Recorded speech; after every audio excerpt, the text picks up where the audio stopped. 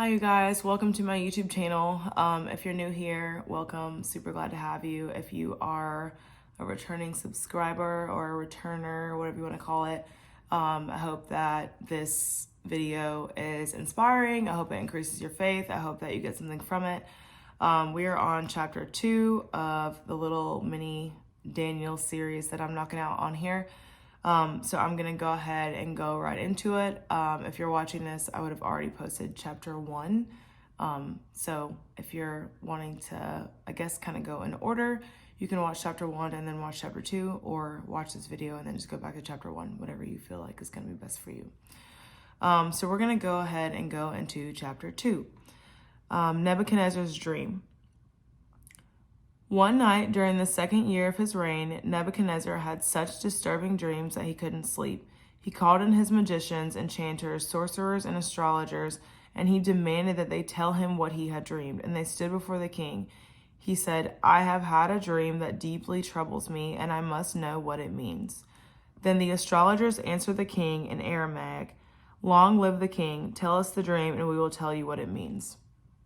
So, like I said in my last video, this is just a really good book. It is a very eye-opening book, especially for people that have testimonies like mine. And I kind of said that towards the end of the last video, but I'm not going to regurgitate it. So basically, Nebuchadnezzar has had a disturbing dream that has woken him up out of his sleep, enough for him to get advice from his advisors about this dream that is disturbing him. A lot of times, for certain people, God will wake you up, and he will wake you up in a place where only you and him know about it.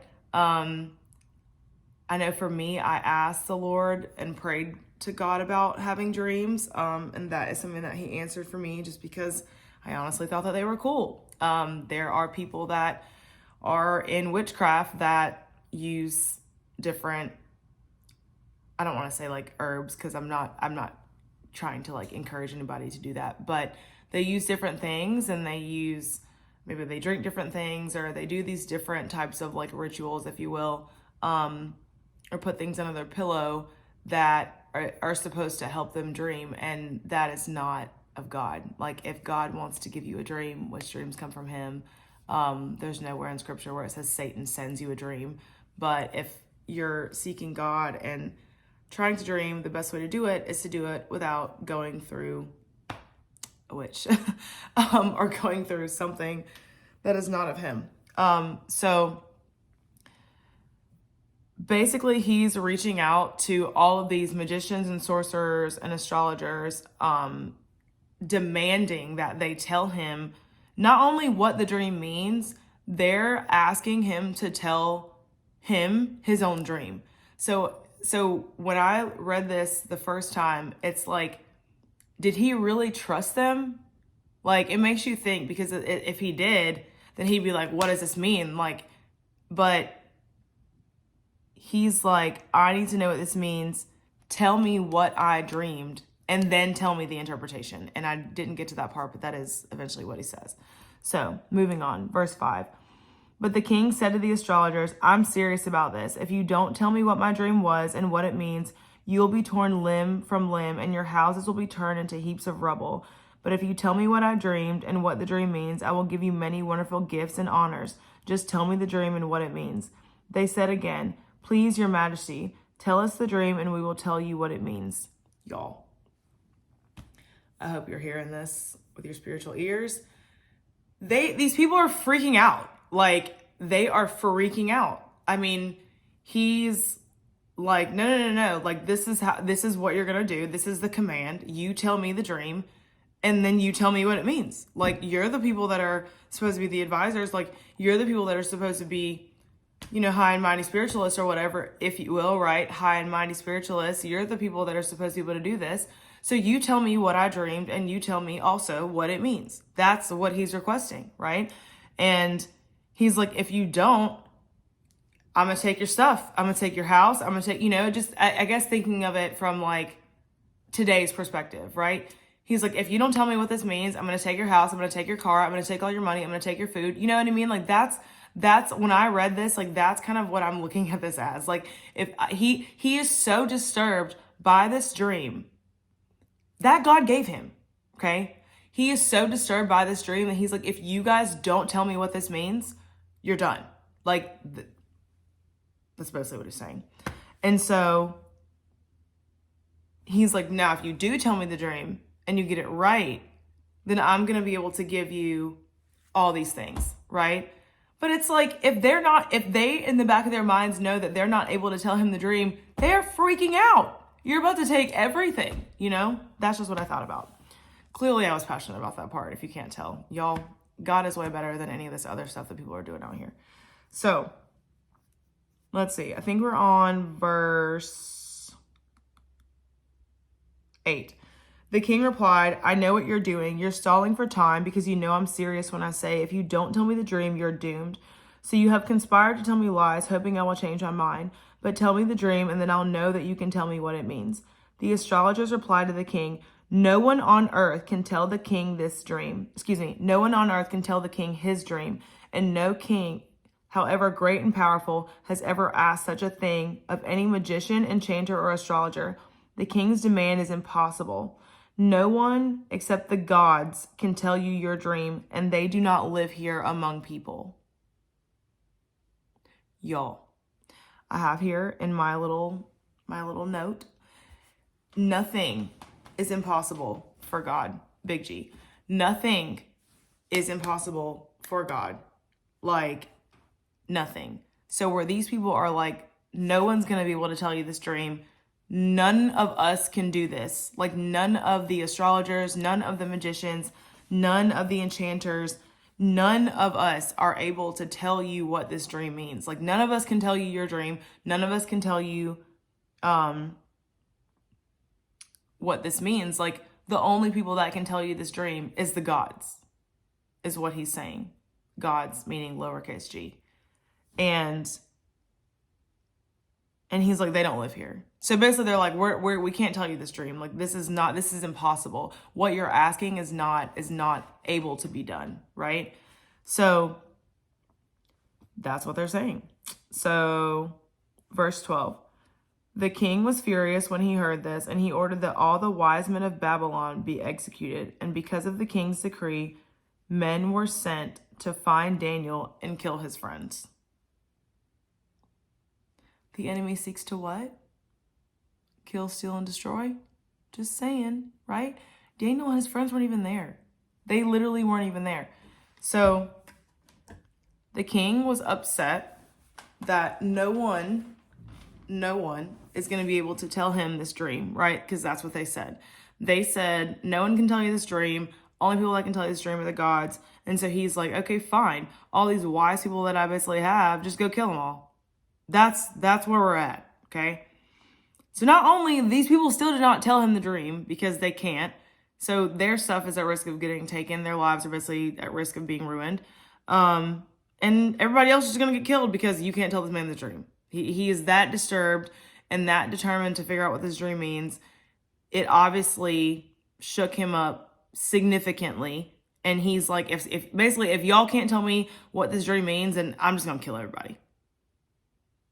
That's what's happening. Okay? Verse 14. When Arioch, the commander of the king's guard, came to kill them, Daniel handled the situation with wisdom and discretion. He asked Arioch, why has the king issued such a harsh decree?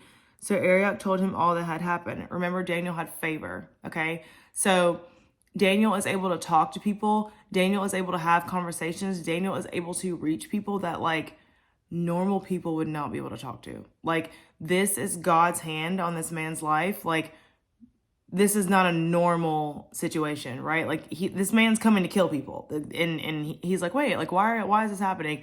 And this man is stopping to have a conversation with him. Let's just make that clear, okay? So,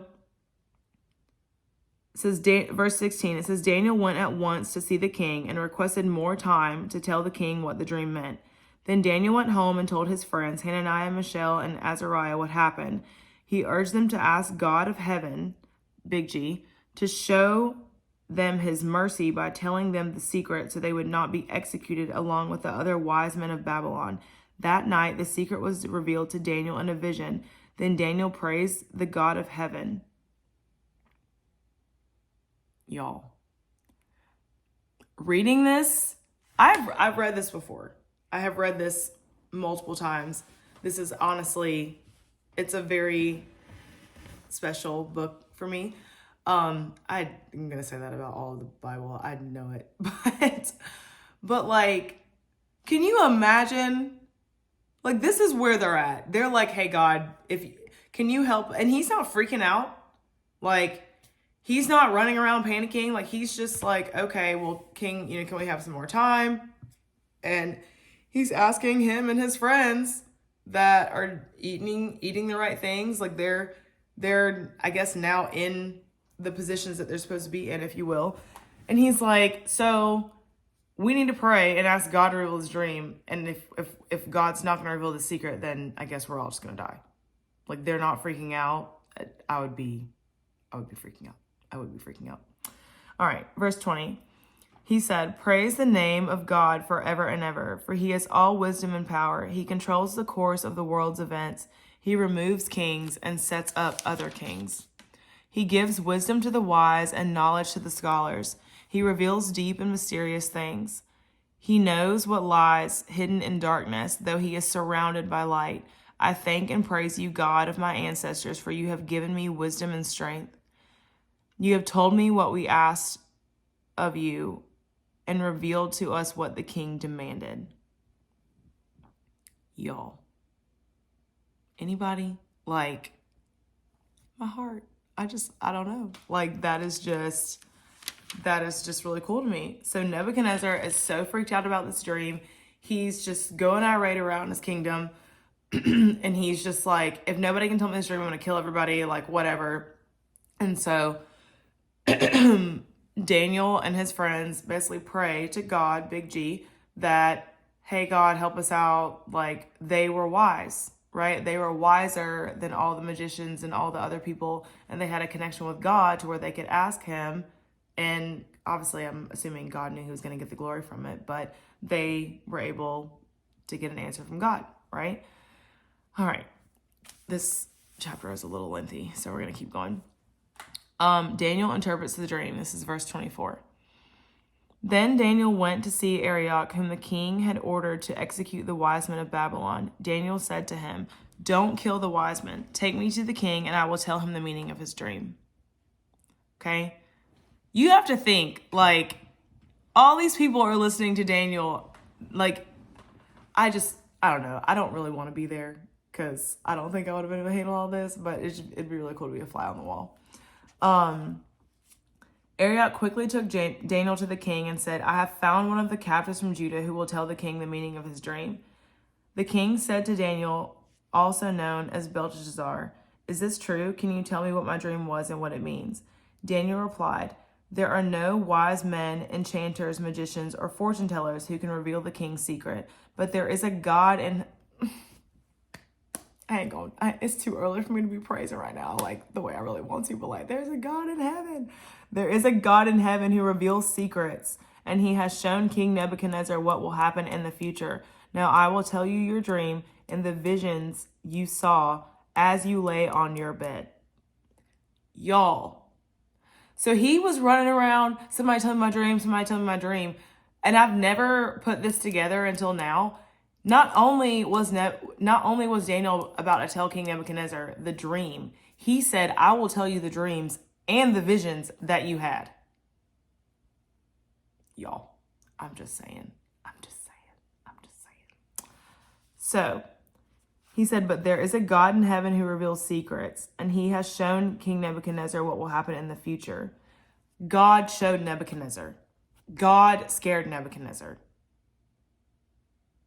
Okay, let's just let that sink in. And also another thing that stuck out to me is he said there's no wise men, enchanters, magicians, or fortune tellers who can reveal the king's secret. God is revealing the king's secret. God is using Daniel to communicate it, yes, but God is revealing these secrets to Daniel to communicate to King Nebuchadnezzar at his request. This is what he wanted. Granted, it is also so a lot of people don't die, but God is still answering Nebuchadnezzar, even though Nebuchadnezzar does not serve him. He's still answering him. Like, he loves him enough to answer him. He doesn't have to do that. But Daniel is giving God the glory, whether Nebuchadnezzar can really like see it right now or not. He's telling him there are no people that are doing divination. There are no witches. There are no sorcerers. There are no spiritualists that can tell you this dream. The only person that can tell you this dream is God. And because Daniel has a relationship with God, God is using him to communicate the dream. But Daniel is giving God the glory. Are we understanding this? Because it's deep, you know? All right. Okay, verse 29. While your majesty was sleeping, you dreamed about coming events. He who reveals secrets, God, he who reveals secrets has shown you what is going to happen, and it is not because I am wiser than anyone else that I know the secret of your dream, but because God wants you to understand what is in your heart. Y'all, this is hitting me right now. I hope it's hitting y'all because it's hitting me. All right. In your vision, your majesty, you saw standing before you a huge shining statue of a man. It was a frightening sight. The head of the statue was made of fine gold. Its chest and arms were silver. Its belly and thighs were bronze, and its legs were iron. Its feet were a combination of iron and baked clay. As you watched, a rock was cut from a mountain, but not by human hands. It struck the feet of iron and clay, smashing them to bits. The whole statue was crushed into small pieces of iron, clay, bronze, silver, and gold. Then the wind blew them away without a trace, like chaff on a threshing floor. But the rock that knocked the statue down became a great mountain that covered the whole earth. So basically, he's having this dream about himself being a statue. And I think it's really interesting that the top of the statue is gold, and it's like gold, silver, bronze. And basically it goes from like, I guess like wealthiest to like least, like in metals and in, what would you call it? I guess like substances. I don't want to call it substances, but that sounds weird. But like in metals, I guess you could say, because like gold is more valuable than silver. Silver is more valuable than bronze. Like bronze is more valuable than clay, et cetera, et cetera. So,